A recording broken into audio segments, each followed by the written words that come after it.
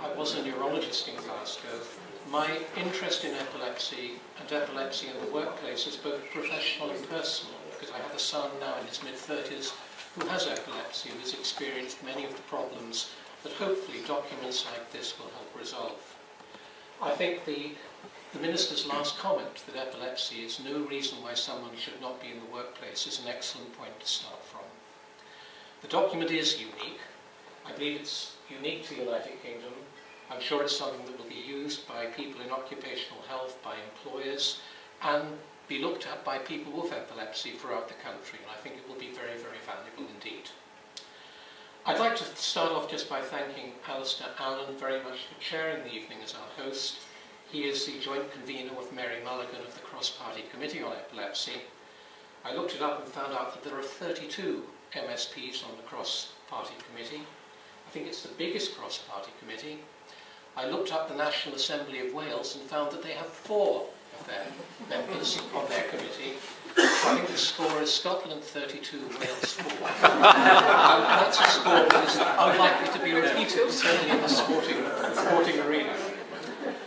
Just to go through all the various speakers, firstly to thank Leslie very much as Chief Executive for giving us the background of how and why this bit of work started off. To Freddie for giving his account of where he sees the document in terms of how it will help people in coming to terms with people working in the workplace and how they're helped in the workplace.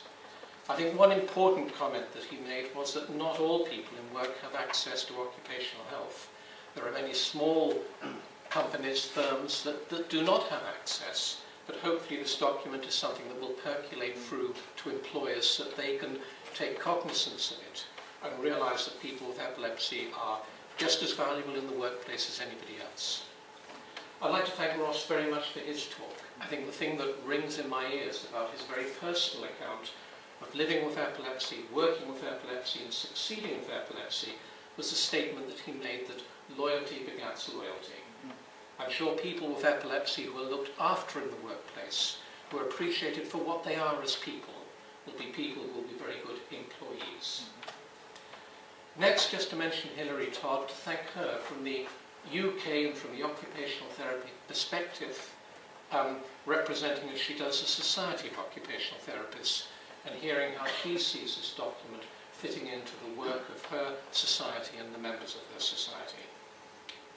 Finally, to the Cabinet Secretary for Health and Wellbeing, again to thank her very much for her staunch support of Epilepsy Scotland, but as much as that, for all the informed comments that she makes to supporters.